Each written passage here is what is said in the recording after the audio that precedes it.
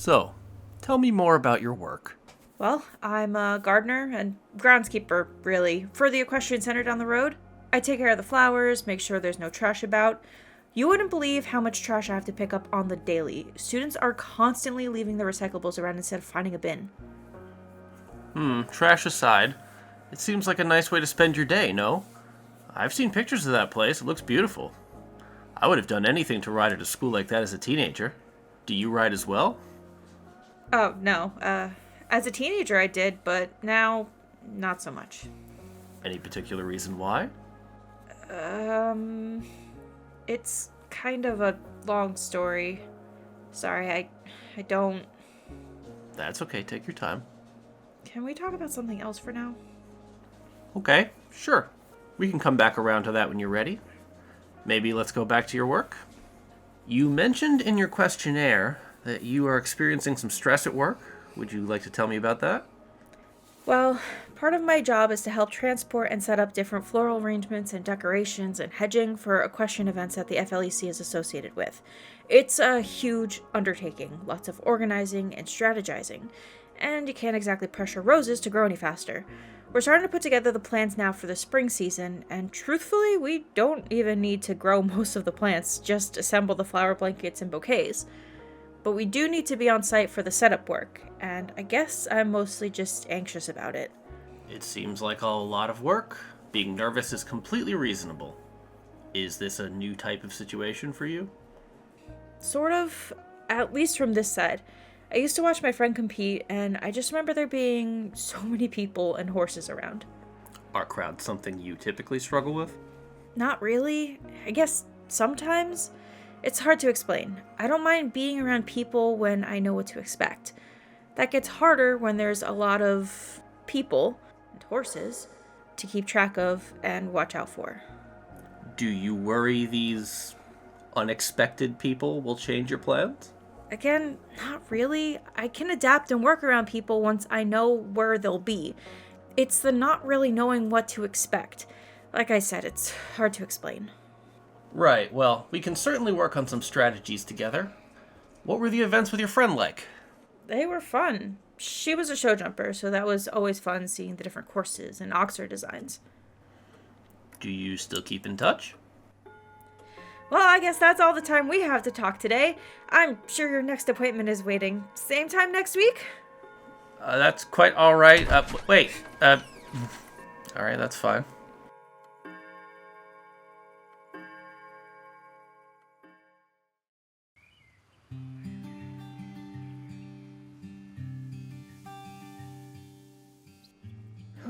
That was close.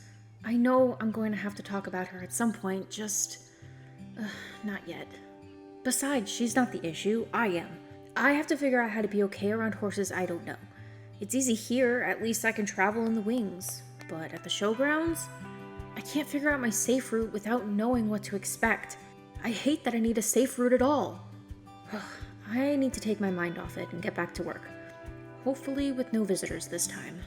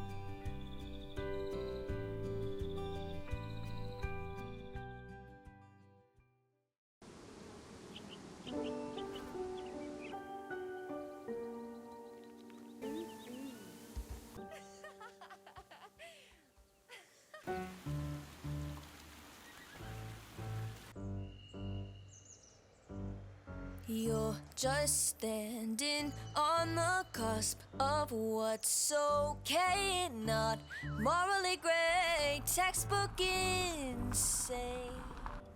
Thanks for picking me up from the bus stop. You didn't have to, I could have walked. What, after you already hiked from Silverglade to the bus stop? Come on, I still need you somewhat awake today. Fair point. So, what are we doing today?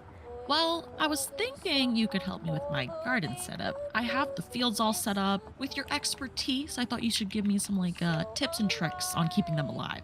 Why, Kit, I thought you'd never ask.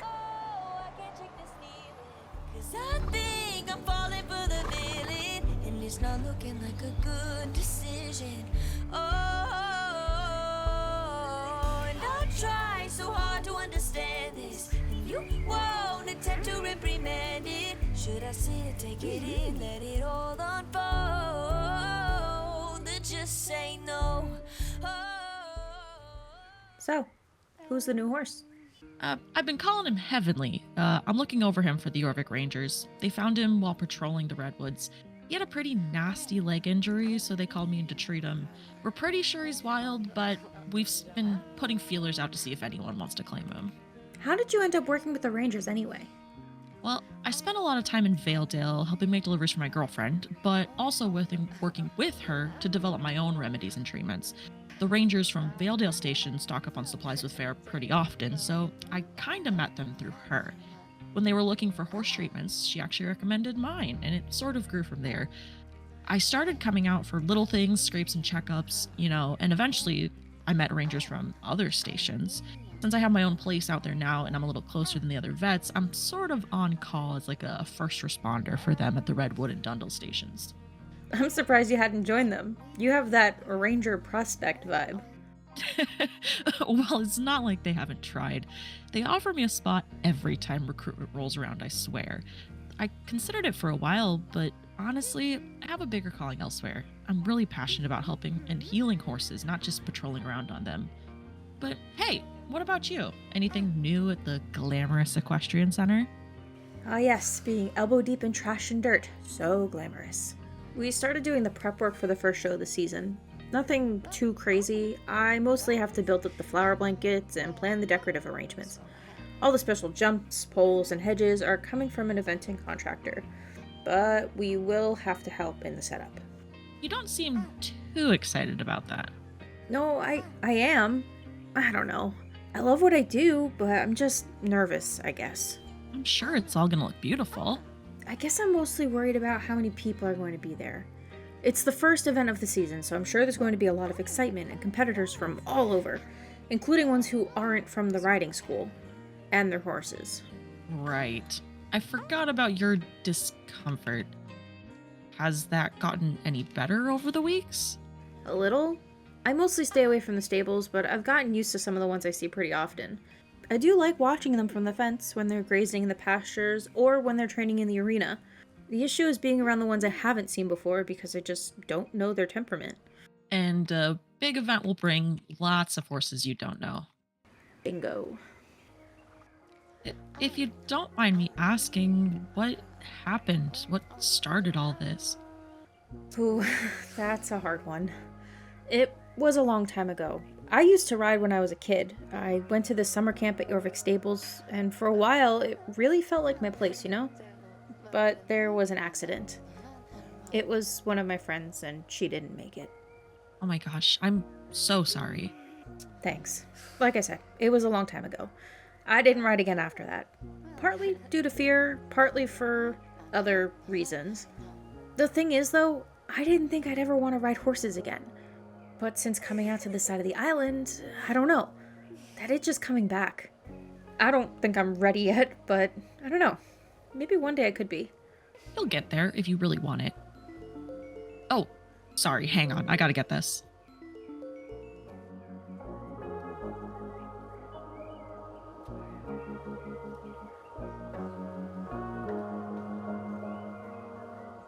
So that was the Rangers. They found an injured horse up by Dundle and they need me to take a look at it. I'm sorry for cutting this short. If you want, I can drop you off at the bus stop. It's on the way. I can go with you, if that's okay. Just in case you need an extra hand. Are you sure? They didn't tell me how the horse has been reacting. I'll be fine. I'll keep my distance if it becomes too much. Well, all right then. Let's go.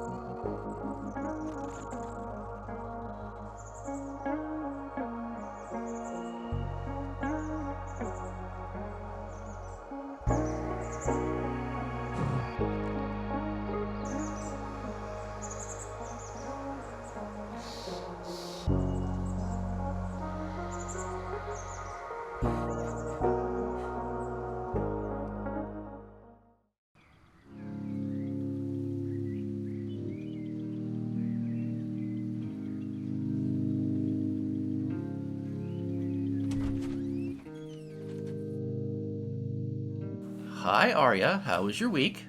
It was okay. You ran out so quickly last week, I was worried you might not come today. Well, clearly I still have a lot of things to work through. Where would you like to start today? I think I'm being haunted by the ghost of my dead best friend.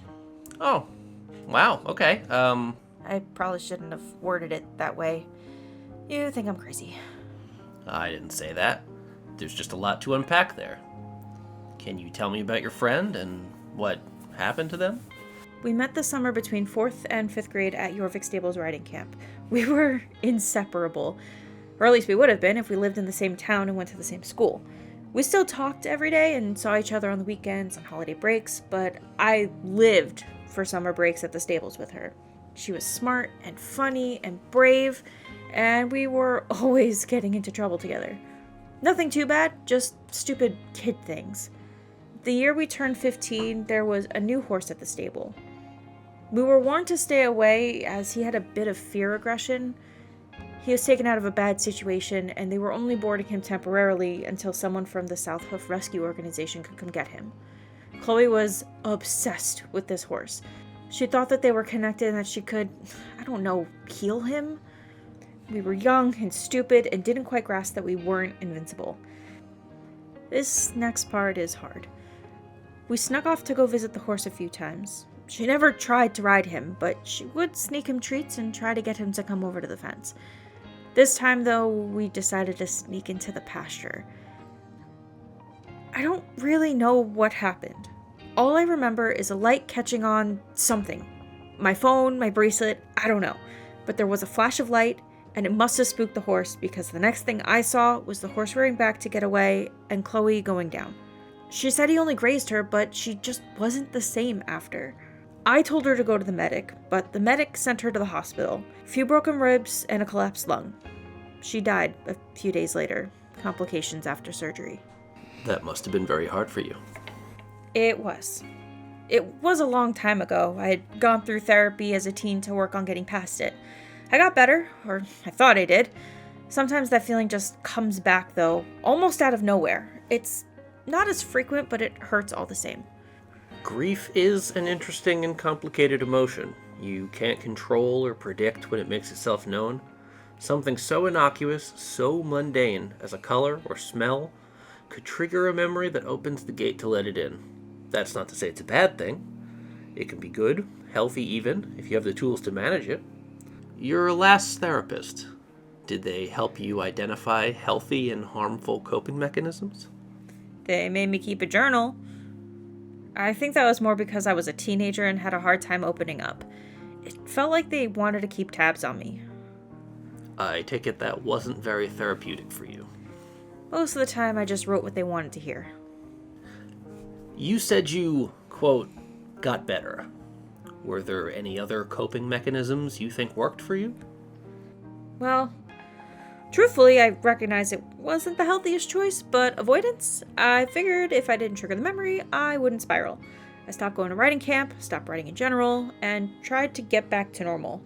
I took up a lot of jobs over the summer, so I wouldn't have to think about what I was missing. Honestly, I thought I was good now. I could watch horse movies without panicking. I could watch my sister's events without picture her being thrown and trampled. I could even think about Chloe or read her notes and letters and feel happy for the time that we had. So what changed? Honestly, I don't know. Bear with me on this. I want you to know I have an open mind and that I'm here to help you, not judge you. You said earlier that you were being haunted. Can you elaborate? I don't think she's actually haunting me. I don't know, it's... Okay, sometimes when I'm out doing things, at work, tending to the garden, watching the horses, I get this feeling. It's like I can see her watching me, judging me, blaming me. It's only for a second, and I'm not convinced anything is really there. It's just a feeling, I guess. Do you think she would judge or blame you for what happened? I blame you for what happened. Sometimes our minds work in odd ways. Strong emotions like fear and guilt can trick our minds into imagining things that aren't truly there. Think of when you were a child at night and how a coat on a hook or a shadow could shift into a monster of your own making. I think you've been through a traumatic event, and from your guilt, you've created a monster in your mind. Obviously, I can't tell you how you should feel, and I unfortunately can't take it away. If I could, therapy would be more like magic. But I do think in order to truly heal, you will need to accept what happened. It's not like I can ask her if she hates me for what happened. Well, no, not really. But you could try writing her a letter. I know you said the journals weren't therapeutic for you because you had to share them with your therapist, but this time, I want you to try and write a letter to Chloe. You won't have to show me, and you can write whatever you want, but just write out what you would say to her if you had the chance. We'll pick back up with that next week, alright?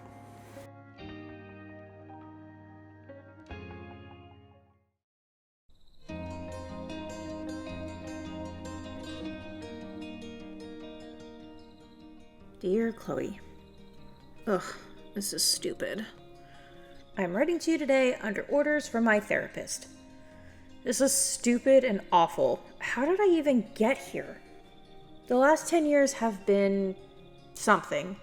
After you died, I was lost for a while. I didn't know what to feel. I lost my best friend, everything I loved, and I had no one to talk to about it. Outside of my therapist, but let's be honest, you can only hear, and how did that make you feel? So many times before it loses all meaning. You would have hated that guy. It was really lonely. But I can't say everything was bad. Shiloh, my little sister, when she got older, she started riding horses too. For a long time, she wanted me to go riding with her, but I just couldn't bring myself to do it.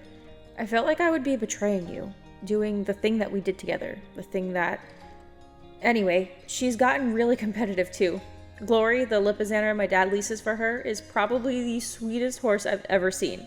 From afar, anyway. She adores him. They're hoping to compete this summer at a Fawn Lake event that I'll be working at. And speaking of, you should see the place. You would have died to ride here. That was a bad choice of words. I keep seeing you here. My therapist says it's my imagination, a manifestation of my guilt for what happened. But how could I not feel guilty? It was an accident, a bad mistake with consequences, but I can't help but feel like it happened because of me. That spark or glare, maybe if I was standing somewhere else. If it had been a different time of day, if my hand was in my pocket, maybe it wouldn't have happened. I tried to recreate it, tried to figure out what I did, but I can't. It's not like I can fire bolts of lightning from my fingertips. It was a fluke, but one I paid too much for. I am so sorry for everything that happened. I'm sorry I didn't talk you out of it. I'm sorry that I spooked that horse. I'm sorry for all of the pain that you went through all of those days. And I'm sorry that I have to let you go. I know that if the roles were reversed, if it were you sitting in this chair writing this letter, it would destroy me that you felt this way after all this time. That the memory of me kept you locked in your guilt, unable to live the life that you deserved because you deserved to live a good, long life. I don't know why it took me so long to remember that. You will always be my best friend. You would never want me to hurt the way that I did for so long. And I realize now that it wasn't fair to you or your memory. So, from now on, I will live my life the way that you deserve to. I can't change what happened, but I can try to grow from it. I can stop using my guilt in a way that tarnishes your memory, because I don't believe you would want that for me. I can move on from what happened while still holding on to the good times we had. I wish you were here, more than anything. I'd like to think that if you were, we would still be just as close. you'd be an instructor here, and I'd probably still be a gardener. You were always the more disciplined rider. I miss you, Chloe. Every day.